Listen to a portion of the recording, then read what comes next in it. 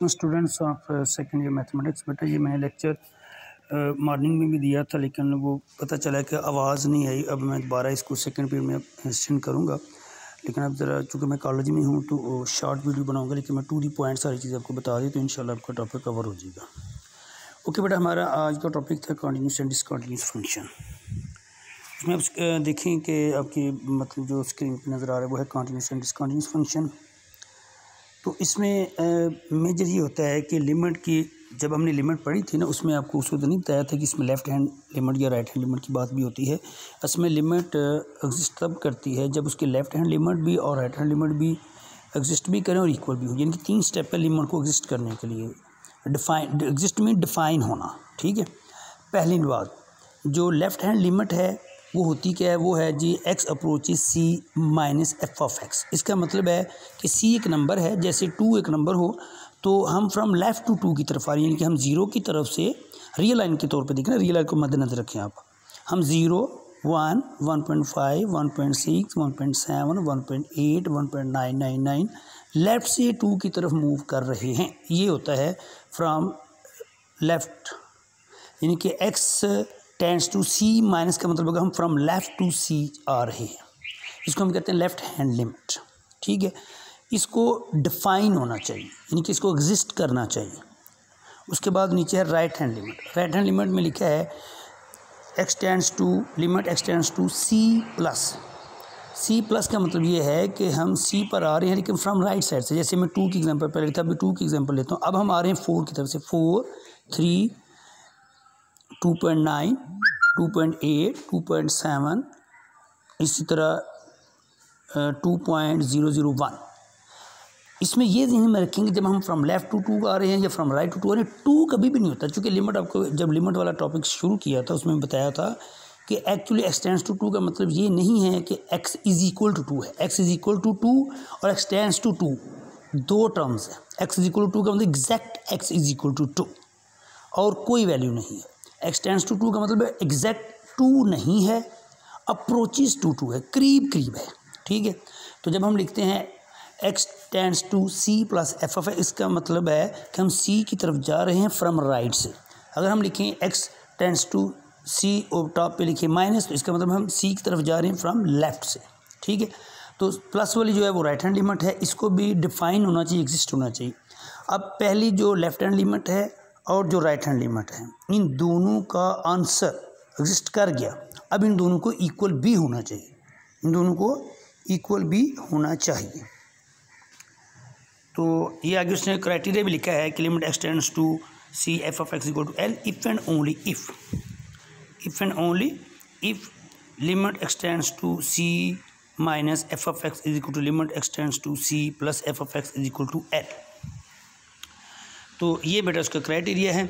अब उसके आगे एक एग्जांपल है, example 1, determine whether limit x tends to 2 और x tends to 4 exist when.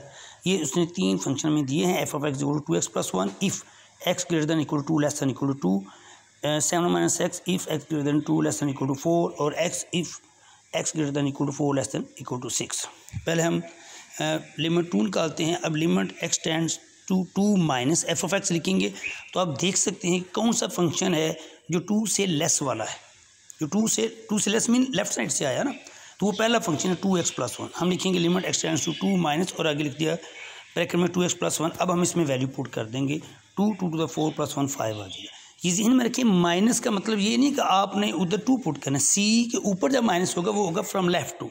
हाँ, माइनस तब पुट करते जब माइनस c लिखा हो, एक्स अप्रोचेज माइनस c लिखा हो तब हम करते हैं, वरना हमें ज़रूरत नहीं है इधर -2 पुट करने की, ठीक है। अगर -2 लिखा तो फिर -2 पुट कर दिए। 2 के ऊपर बार लिखी हुई है, ऊपर माइनस लिखा हुआ है, इसका मतलब सिर्फ फ्रॉम लेफ्ट टू 2 है, उसका फंक्शन सिर्फ हमने चेंज करना है। अब उसके बाद नेक्स्ट है जी x tends to 2 plus f of x. अब ये सेकंड फंक्शन जिसमें x ग्रेटर देन 2 या लेस देन 4 है, ग्रेटर देन 2 पर यानी कि 2 प्लस। वैसे भी अगर एक और सेंस में हम देखें 2 प्लस 2 में समथिंग, उसमें 2 माइनस 2 में से माइनस, ठीक है, उस सेंस में भी आप देख सकते हैं लॉजिकली। तो इसमें बड़ा फंक्शन आ जाएगा 7 माइनस एक्स, वैल्यू पुट की 5 आ गया। अब देखें लेफ्ट हैंड लिमिट जो है और राइट हैंड जो लिमिट दोनों एग्जिस्ट भी कर रही हैं, दोनों इक्वल भी हैं, इसका मतलब फिर लिमिट एग्जिस्ट हमारी कर जाएगी। सेकेंड पार्ट में है जी limit x tends to 4 minus F of X, limit x tends to 4 minus 7 minus X is equal to 7 minus 4 is equal to 3। इसमें आप बुक में बेटा ज़रा सामने रखा करें, मैंने तो कभी वो कोई पिक्चर छोटी करनी थी कभी बड़ी, तो आप अपनी बुक भी सामने रखा करें इसको समझने के लिए। तो ये लेफ्ट हैंड लिमिट 3 आ गई, राइट हैंड लिमिट 4 आ गई, ये दोनों एग्जिस्ट कर रही हैं लेकिन दोनों इक्वल नहीं है। इसका मतलब फिर ये limit x tends to 4 f of x does not exist. जब हम लिमिट एक्सटेंड्स टू 4 करते इसका मतलब उसमें लेफ्ट और राइट दोनों की बात हम इकट्ठे कर रहे हैं, तो एग्जिस्ट नहीं करेगी। उसके बाद बेटा नेक्स्ट टॉपिक हमारा continuity of function at number. इसके लिए भी बेटा 3 कंडीशन उसने आगे दिया कि a function F is said to be continuous at the number C if and only if the following 3 conditions are satisfied. Number 1 F of C, C एक number, एक जनरली उसने नंबर ले लिया वैसे। F of C is define, यानी कि define होना चाहिए फंक्शन, और जहन में रखना है जब फंक्शन की वैल्यू पुट करनी है उसको पहले अपने सिंपलीफाई नहीं करना, डायरेक्ट एज इट जो भी फंक्शन होगा उसमें वैल्यू पुट कर देनी है, बेशक वो एग्जिस्ट करे या ना करे। उसके बाद सेकंड कंडीशन है बेटा लिमिट, लिमिट को एग्जिस्ट करना चाहिए और लिमिट में वैल्यू पुट करने से पहले आपने उसको सिंपलीफाई कर लेना है। और नंबर 3 कि इन दोनों को इक्वल होना चाहिए। अगर 3 कंडीशन ये फुलफिल हों तो फिर वो कॉन्टीन्यूस फंक्शन होता है। अगर इन तीनों में से कोई एक भी कंडीशन फुलफिल ना हो तो उसको हम कहते हैं डिसकंटीन्यूस फंक्शन। उसकी एक एग्जांपल है, से देखिए example 2, consider the function F of x square minus 1 over x minus 1। अगर हम इसमें फंक्शन की वैल्यू निकालें तो वो आ जाएगा 1 माइनस 1 ओवर 1 माइनस यानी कि 0/0 नॉट डिफाइन। लिमिट इसमें पहली कंडीशन ही अनफुलफिल है, यानी कि अनफुलफिल है, ये कॉन्टिन्यूस नहीं हो सकता। लेकिन वैसे निकालने के लिए सेकंड कंडीशन निकालना चाहिए तो निकाल सकते हैं। वो आप सिंपलीफाई करेंगे x square minus 1 over x minus 1 तो आ जाएगा एक्स प्लस 1, सिंपलीफाई किया 2 आंसर आ गया। पर ये डिसकंटीन्यूस फंक्शन है। थर्ड देखें, इसमें ये लिमिट एक्सटेंड्स टू 1, अपनी लिमिट पुट की आंसर 2 आया, फिर आगे फंक्शन की वैल्यू एफ ऑफ 1 पुट किया 2 आया, दोनों इक्वल है, इसका मतलब कॉन्टिन्यूस हो गया। ठीक है, तो इसको बेटा आप देख लें, ये जो दोनों एग्जांपल करके जो पीछे 2 एग्जांपल बताई हैं लिमिट की और ये दोनों कॉन्टिन्यूस की, इससे आपका सारा टॉपिक क्लियर हो जाएगा। ये ध्यान में रखें जब एक से ज़्यादा फंक्शन हो तो उसको हम कहते हैं पीस वाइज फंक्शन। ये टाइप्स ऑफ फंक्शन में मैंने ये लेक्चर आपको दिया था लेकिन वो लेक्चर अपलोड नहीं हो सका था, तो उसमें ये बातें बताइए। बहरहाल बुक में 1.1 के पिछले जो चीज़ें हैं उनको स्टडी ज़रूर करें। आगे बिल्कुल सेम 4 इसी तरह आप इसको देखें तो ये नेक्स्ट आगे आपकी आ जाएगी, उसका बी पार्ट है, 5 एग्जांपल है, ये सारी चीज़ें आपके सामने ग्राफ भी इसने मेंशन किया हुआ है। तो इनको एग्जांपल्स को बेटा पहले हल कीजिएगा, फिर आप इसकी एक्सरसाइज हल कीजिएगा, तो इंशाल्लाह आपका टॉपिक क्लियर हो जाएगा। फिर मैं एक दफ़ा अपना लेक्चर रिवाइज कर देता हूँ। लिमिट एग्जिस्ट होने के लिए ये शर्त है कि लेफ्ट हैंड लिमिट एग्जिस्ट करे, राइट हैंड लिमिट एग्जिस्ट करे और दोनों इक्वल हों। लेफ्ट हैंड लिमिट कौन सी होती है? Limit x tends to C minus, जब सी के ऊपर हम माइनस लगाते हैं, F of x C minus F of x, मतलब वो वाला फंक्शन लेना है जो सी से छोटी वाली वैल्यू के तौर पे फंक्शन यूज़ हो रहा है, जो फ्रॉम लेफ्ट टू सी की तरफ मूव कर रही है।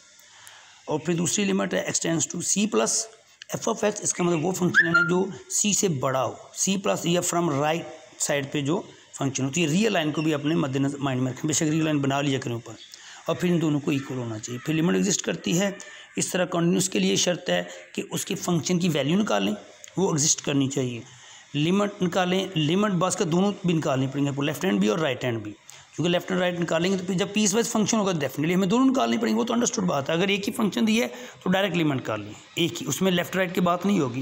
लेकिन अगर 2 फंक्शन दिए हैं इनक्वालिटी के हिसाब से, पीस वाइज फंक्शन दिया है तो फिर आप उसके लेफ्ट हैंड लिमिट लैदा निकालें, राइट हैंड लैदा निकालें। वो अगर इक्वल आ जाएगा तो वो लिमिट यूज़ करेगी, वरना इक्वल नहीं आएगा तो एग्जिस्ट नहीं करेगी।